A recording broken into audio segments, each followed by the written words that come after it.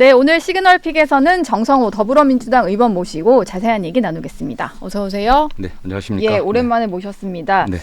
지금 뭐 윤 대통령 수사를 놓고 여러 가지 좀 혼선이 많이 빚어지고 있는데 공수처 수사 얘기부터 좀 여쭤보겠습니다. 어제 체포영장 집행과 관련해서 공수처가 경찰에 일임하겠다라고 했다가 7시간 만에 다시 철회를 하는 일이 있었거든요. 네네. 민주당 입장에서 보시기에도 공수처의 수사가 상당히 좀 답답하게 진행된다 이러실 것 같은데 좀 어떻게 보고 계세요?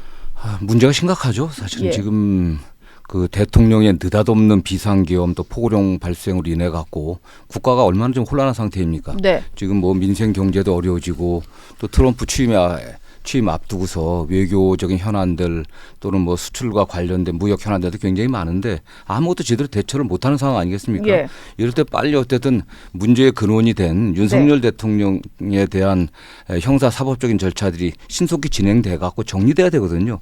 그런 면에서 수사기관도 제대로 해야 되는데 지금 오동훈 처장 그 지휘하에 공수처가 역시 경험이 부족하고 그런 측면도 있지만은 일단 별로 의지가 없어 보여요, 사실요. 수사의 의지가요? 네, 수사의 의지가. 예. 사실 지금 영장 유효 기간이 어제까지였는데 그동안 딱 한 번 시도했습니다. 한 번 시도하고 또 5시간 정도 대치하다가 그냥 나왔던 거거든요. 예. 전 그런 면을 봤을 때 의지가 굉장히 부족하다고 보고 있고 물론 그건 예상돼 있었습니다. 저는 오래전에 탄핵 그 의결 이후에 뭐 어떤 다른 데 가서 검찰에서 공수처로 사건을 넘긴 게 이게 시간 끌기용으로 전락할 거다라고 저는 그렇게 예상을 했었습니다. 예. 당내에서는 당 안팎에서는 그렇지 않다. 우리 잘 됐다고 얘기했는데 네. 왜냐하면 공수처가 인원도 부족하고 경험이 부족해요. 예. 처장이 판사 출신입니다. 네. 그리고 대통령이 추천한 분이거든. 그런 분이 어떻게 대통령에 대한 구속기랑 체포 또는 구금을 갖다 제대로 진행할 수 있겠습니까? 처음부터 예상했던 바이기 때문에 예. 저는 지금이라도 빨리 정리를 해야 된다고 보고 있습니다. 근데 민주당이 뭐 공수처 만드는 거에 있어서는 민주당이 좀 주도를 했던 부분이 있다 보니까 이게 좀 예견된 일이었다 뭐 이런 지적도 이제 와서 좀 나오는 것 같아요. 공수처법이 워낙 또 허술하다 보니까 법에는 제대로 규정이 안 되어 있는 것들도 꽤 있는 것 같고 네네. 그리고 기관이 역량이 좀 없다는 거는 누구나 좀 알 수 있었던 일이기도 하잖아요. 몇 년간 운영을 해보니까. 그거에 대해서는 좀 어떻게 저는 반박을 뭐 민주당이 하시겠어요? 공수처를 예. 만들었으니까 책임져야 된다고 얘기하는 것은 그러면 뭐 어떤 범죄자가 범죄 저질렀을 때 그 범죄인 낳은 부모에게 책임을 지라는 거랑 똑같은 논리고 예. 말이 안 된다는 거 보고 있고요.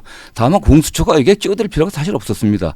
사실 공수처나 그 검찰은 내란죄에 대한 수사 권한이 원칙적으로는 없는 상황이거든요. 그러니까 그렇기 있는 때문에 경찰이 해야 되는 거. 원칙적으로 경찰이 해야 되거든요. 예. 그래서 경찰에 몰아줘야 되는데 오히려 공수처가 나서갖고 검찰에게 다 사건을 넘기라고 했었거든요. 그러니까 그런 의지도 없고 의지도 부족하면서 기본적으로 네. 그다음에 역량도 안 되는데 과도한 욕심을 냈던 거죠. 공수처의 그 존재 이유를 좀 과시하고 싶어서 그랬던 것 같은데 네. 그 한계가 드러나는 겁니다. 예. 그러니까 지금이라도 빨리 정상적으로 해야 될 것으로 보고 있습니다. 공조본이 만들어졌기 때문에 네. 경찰과 협력해갖고 또 검찰과 협력해서 좀 빨리 해야 될 것으로 보고 있습니다. 지금 공수처가 완전히 손을 뗀 것은 아니고 영장 시한을 연장하는 영장을 재청구한 상황이잖아요. 그러면은 체포영장 시한이 좀 늘어난 상태로 몇 번의 영장 집행 시도가 더 있을 것 같은데 네. 지금 이런 공수처 역량이라든지 경찰에서 공수처를 향해서 약간 반감을 갖게 된 이런 상황에서 제대로 집행이 될 수 있을까요? 어쨌든 그 공조수사 업무가 있으니까 예. 영장 청구는 경찰 할 수가 없거든요. 그다음에 공수처가 경찰을 지휘할 수는 없거든요. 네. 협력을 할 수는 있기 때문에 예. 영장 그 유효 기간을 갖다가 다시 청구한 게 아니라 그 기간을 기간을 연장했기 연장하는. 때문에 네. 어느 정도 기간을 줄지 모르겠습니다. 그러나 신속하게 경찰의 협조를 받아 갖고서 해야 될 것을 보고 있고요. 저는 뭐 경찰은 그 체포 영장의 집행에 관련해 갖고 상당히 의지가 있다고 좀 보여주고 있습니다. 예. 그 국가수사본부장도 그런 의지를 여러 차례 피력하고 있기 때문에 이번에는 좀 경찰의 정예 요원들을 총동원해서라도 예. 빨리 집행을 해야 국가가 좀 안정이 될 거 아니겠습니까? 네. 이재명 대표는 어제 이런 얘기를 했는데 최상목 대통령 권한대행을 향해서 질서를 파괴하는 또 하나의 내란 행위를 하고 있다.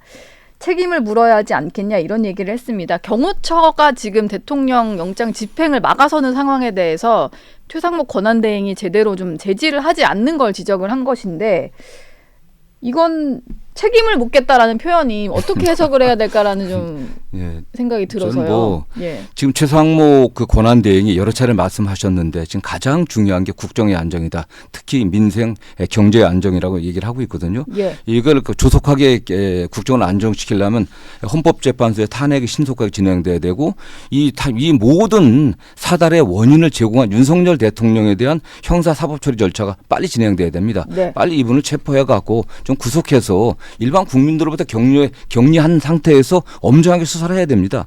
저는 그렇기 때문에 그런데 지금 최상목 그 부총리는 대통령 권한대행이거든요. 예.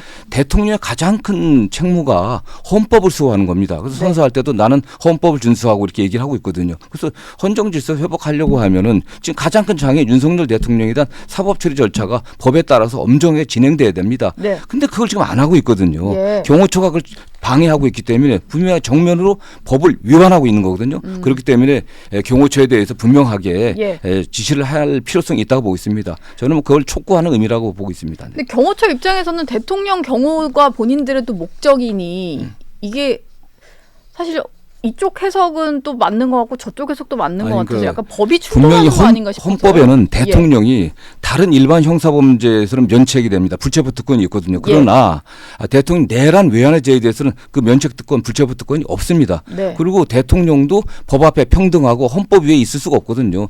대통령이 헌법을 위반했다, 법률 위반했다라고 하는 것이 저는 명백하다고 보고 있습니다. 예. 그에 따른 사법 절차의 진행이기 때문에 어떤 누구도 판사가 발부한 영장의 집행에 대해서 거부할 수가 없는 거거든요. 불체포 특권이 있다면 거부할 수 있겠지만 이건 불체포 특권이 없기 때문에 당연히 응해야 되는 겁니다. 예. 경호법을 갖다 들이대는 것은 그건 위법한 법 해석이죠. 네. 네. 근데 최상목 권한대행이 경호처에 어떤 특별한 지시를 하지 못하는 뭐 근거로 공수처법 3조 3항을 언급하는 사람들이 좀 있더라고요. 여기 보면 이제 대통령이나 대통령 비서실 공무원은 공수처의 수사에 관련해서 뭐 지시를 하거나 의견을 제시하거나 협의를 하여서는 안 된다 이런 규정이 있어요. 근데 지금 대통령 권한대행이라고 하면 이 규정상 공수처에 지시를 해서는 안 되는 거고 의견 제시나 뭐 이런 걸 해서는 안 되니까. 이건 수사를 예. 지시하라 말아가 아니고요. 예.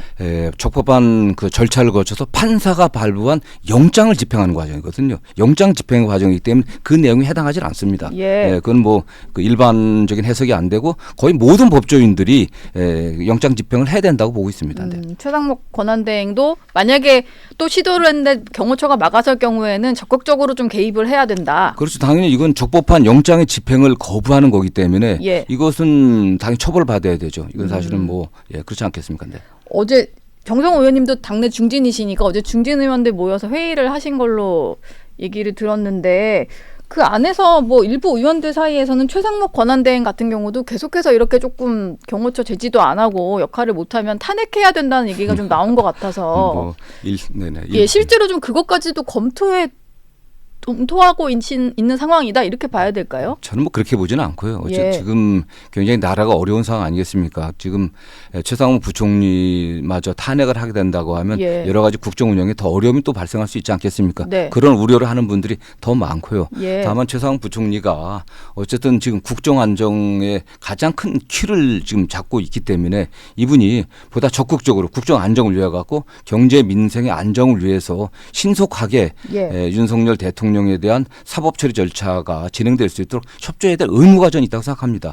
그거를 좀 더 촉구하는 그런 의미라고 저는 생각하고 있습니다. 네.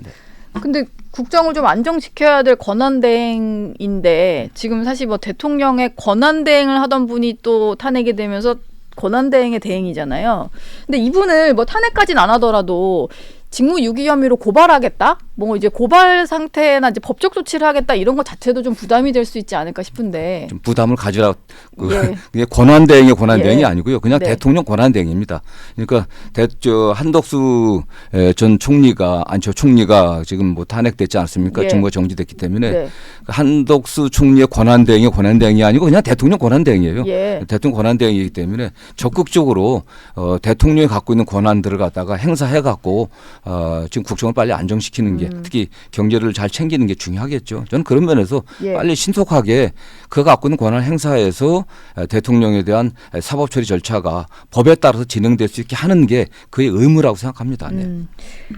알겠습니다. 윤 대통령에 대한 영장 집행을 놓고 그 관저 앞에서 찬반 집회가 한창 이어지고 있는데 국민의힘 의원 뭐 44명 정도였던 것 같아요.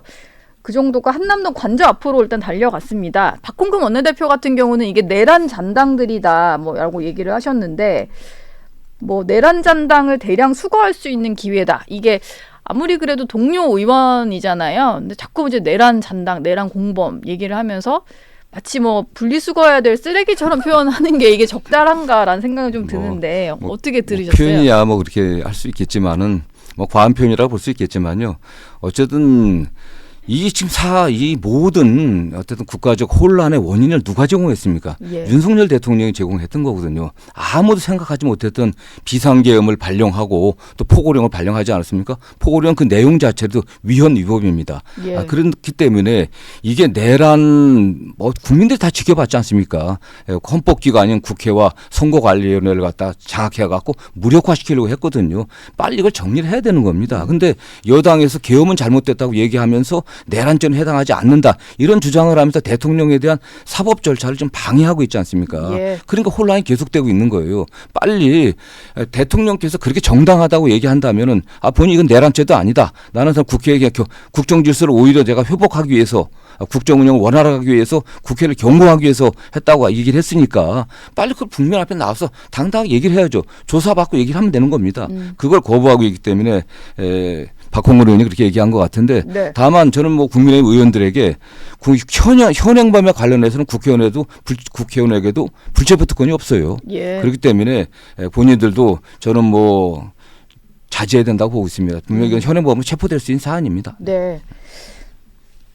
헌법재판소 탄핵 심판 얘기도 좀 해봐야 될 것 같은데 지금 국민의힘 같은 경우는 탄핵 소추 사유에서 국회 탄핵 소추단이 내란죄를 철회한 것을 두고 이렇게 될 것 같으면은 표결을 다시 해야 된다 이런 얘기를 했는데 실제로 이게 뭐 당 지도부만 얘기를 하는 게 아니라 탄핵에 좀 찬성하면서 들어와서 찬성 표결을 했던 안철수 의원이라든지 이런 분들도 얘기를 하는 거거든요. 왜냐하면 중대한 사유여서 그 의결서가 그 내용이 담긴 의결서를 보고 찬성표를 던진 건데 그게 빠진다면은 다시 좀 판단 받아봐야 된다 이런 얘기예요. 네네. 이건 좀 뭐 동의는 안 하실 것 같습니다만 저는 예. 뭐 법의 무지에서 나온 뭐 극단적으로 얘기하면 약간 헛소리 같은 소리입니다. 예. 법의 무지에서 나온 소리예요. 네네. 예. 이게 만약 어떤 회사에 다니는 직원이 있습니다. 직원이 회사에 불만이 있어갖고 석유를 들고 갖고 회사에 기름 뿌렸어요. 그다음 성냥을 불 붙이려고 하는데 껐습니다. 방화 미수죠. 예. 그럼 그 직원 당연히 회사에서 해고돼야 되지 않겠습니까? 그러나 그 방화 미수에 대해서는 경찰서에 조사해갖고 구속해갖고 처벌을 받아야 될 것입니다. 네. 헌법재판은 형사재판이 아니에요. 징계 절차입니다. 네. 정상적인 통상적인 절차에서 징계할 수 없는 그런 고위 공무원들에서 국회가 의결해갖고 헌법재판소에서 파면하는 거거든요. 예. 대통령 윤석열을 파면한다가 주문이 되는 겁니다. 네. 징역 몇 년에 처하는 게 아니에요. 예. 그러나 그 내란 행위라는 건 행위 자체가 있었습니다. 이거에 대해서는 대통령부터 파면하려고 하는 절차가 헌법재판이고 마찬 조금 전에 얘기한 것처럼 이게 죄가 돼갖고 몇 년형의 징역형에 처한다. 뭐 내란죄 같은 경우는 사형 또는 무기에 해당합니다. 이거에 하는 재판 절차는 별개의 것이거든요. 네. 행위 자체는 하나입니다, 사실은. 예. 거기서 죄자만 뺀 거예요. 죄자만 뺀 겁니다. 그걸 갖고서 지금 뭐 이게 다시 의결해야 된다? 예. 어떤 뭐 헌법 전문가나 대부분 헌법 전문가나 법률가들도 이건 동의하지 않고요. 네. 이 문제는 헌법재판소에서 자체적으로 판단하는 문제입니다. 네. 예. 방화미수범 설명해 주시니까 좀 이해는 되는 것 같은데요. 그럼 제가 좀 다시 좀 여쭤보면 그러면 원래도 그 형법상 내란죄 부분은 탄핵소추 의결서에 넣지 않고 넘기는 게 맞았을 것 같은데 왜 넣었다가 빼신 건지 그건 좀 아니, 궁금해요. 그 행위 그 자체는 넣었거든요. 그대로 다. 예. 그래서 군을 동원해갖고 국회의원을 체포하려고 했던 것이고 중앙선관위를 점거하려고 했던 그 행위는 있는 겁니다. 네. 그거에 대한 법적 평가. 가 내란죄거든요. 예. 그게 요 행위가 내란죄에 해당하냐 안 해당하냐 그 부분에 대한 판단을 뺀 거죠, 사실. 네. 그걸 빼다 보니까 이게 마치 헌법재판소의 어떤 탄핵 심판 결과를 앞당기기 위해서 뺀 거 아니냐 이런 게 좀 여권 일각에서의 주장이잖아요. 아니 이게 그래서 여쭤보는 겁니다. 헌법재판소법에 규정돼 있고 형사 어떤 소추가 진행되는 형사 재판이 진행되는 경우는 이게 좀 그거 결과를 볼 수도 있습니다. 예. 그러나 이거는 그거 말고도 대통령의 헌법 위반 사유, 비상계엄이 요건에 해당하지 않은데도 비상계엄을 갖다 발령했고 포고령 그 내용 자체로도 명백하게 위헌이고 예. 그다음에 그 행위 자체가 헌법 위반인 거 국회의원들을 체포하려고 했던 거 네. 선거 관련을 점거했던 것이 헌법 위반이 명백하기 때문에 좀 단순한 것입니다. 단순한 것이다. 단순한 것이고 또 예. 그렇게 해야만 이런 혼란 상태가 좀 조기에 끝나지 않겠나라고 하는 그런 판단도 있는 거죠 사실. 예. 네. 지금 뭐 비상계엄 선포 이후에 한 달이 좀 지난 상황인데 뭐 나라 상황은 갈수록 좀 혼란해지는 것 같고요. 뭐 조기 대선이 있을 것 같기도 하고 일단 좀 지켜봐야 되는 그런 상황인데 어제 나온 정당 지지율 조사가 또 이게 어떻게 봐야 되나 이런 혼란을 좀 가지시는 분들이 있을 것 같아서 저희가 준비를 좀 해봤는데요. 리얼미터라는 여론조사 업체에서 조사를 한 겁니다. 민주당 같은 경우는 45.2%로 지지율이 국민의힘보다 10%포인트가량 높기는 합니다만 지지세를 보자면 계엄령 선포 이전의 지지율을 국민의힘은 회복을 했고 민주당 같은 경우는 뭐 비슷한데 사실 계엄령 선포 이후에 뭐 50% 이상으로 올랐다가 약간의 하락 추세이거든요. 그래서 이걸 좀 어떻게 분석을 해야 되는지 국민들이 계속 대통령 탄핵 이후에 또 추가적으로 좀 탄핵을 하고 이런 식의 행태를 보이는 민주당에 좀 실망한 거 아니냐 뭐 이런 해석도 있더라고요. 의원님은 좀 어떻게 분석을 하세요? 저 결과를. 여론조사 해석은 뭐 다양하게 할 수 있는 거 아니겠습니까? 예.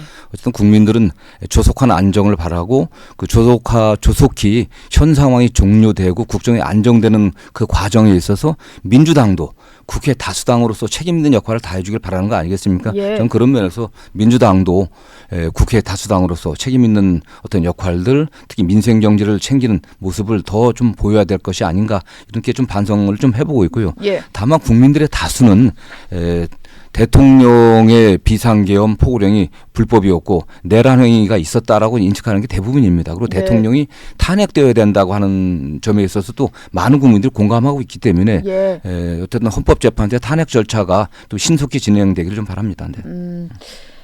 어제 저희 채널A에서 단독으로 보도한 내용인데 민주당 내에서 우만세라는 조직이 네네. 발족을 한다. 우리가 만드는 세상의 뭐 줄임말인데요. 이게 집권 후에 필요한 정책을 준비하는 뭐 조직으로 좀 알려져 있는데 사실상 지금 유력 주자는 야권 내에서는 이재명 대표 외에는 격차가 너무 벌어지게 있는 주자들이다 보니까 이게 사실상의 이재명 대표 대권 플랜 본보다 이런 해석이 좀 나왔어요. 그렇게 보는 게 맞지 않을까요? 지금 분위기상으로는?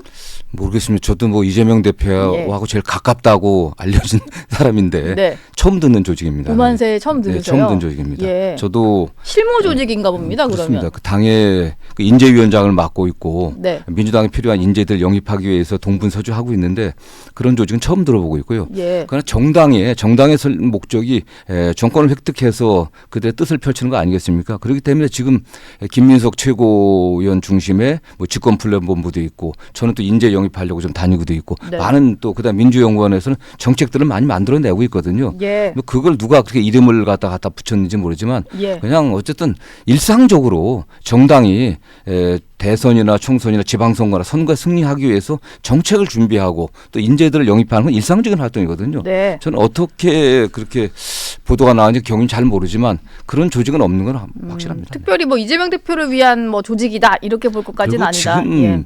민생이 이렇게 어려운 상황에서 지금 대선 얘기하는 것은 적절치도 않고요. 이재명 대표 본인도 오히려 본인도 지금 계속 보이는 건 국민들의 어려운 현장들, 민생들 찾아다니고 예. 그다음에 그 연말에 있었던 불행한 그 항공기 참사 사건에 관련해서도 여러 차례 거기 가지 않았습니까? 네. 또 유가족들도 위로하고 대책들을 또 진두지휘했는데 지금 가장 중요한 건 민생 경제 안정, 국민들의 삶을 잘 위로하고 보듬는 게 민주당의 역할이라고 생각합니다. 네.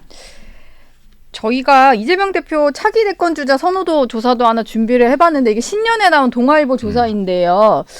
이재명 대표가 39.5%로 압도적으로 좀 1위를 달리고는 있습니다만 또 이런 식으로 해석을 하는 분들도 있는데 이게 좀 예상치 못하게 벌어진 국면에서 이재명 대표가 유력 주자임에도 불구하고 혼자서 과반을 넘지 못한다. 뭐 이런 해석도 좀 있더라고요. 그리고 나머지 여권의 잠룡들을 다 합치다 보면은 얼추 비슷한 수치가 나오다 보니까 저런 식으로라면 이제 대선 결과가 만약 조기 대선이 벌어진다고 해도 결과를 뭐 마냥 이제 낙관할 수는 없다 이런 해석도 있던데 가까우신 정성호 의원이 보시기에는 저걸 좀 어떻게 해석을 저는 할 수 있을까요? 맞습니다. 낙관해서는 안 된다고 보고 있고요. 다만 이재명 대표도 어쨌든 차기 대선에 나오실 가능성이 굉장히 높지 않겠습니까? 예. 높다고 보면은 늘 겸손해야 된다고 보고 있고요. 국민들 민심이 다 민주당에게 이재명 대표에게 와 있는 건 아니지 않습니까? 지금 보고 있는 거죠. 예. 선거가 지금 아직 대선이 결정되지 결정되지 않았죠. 않은 그런 네. 상황이고 평상시인데 지금 아직 지금 대통령의 갑작스러운 이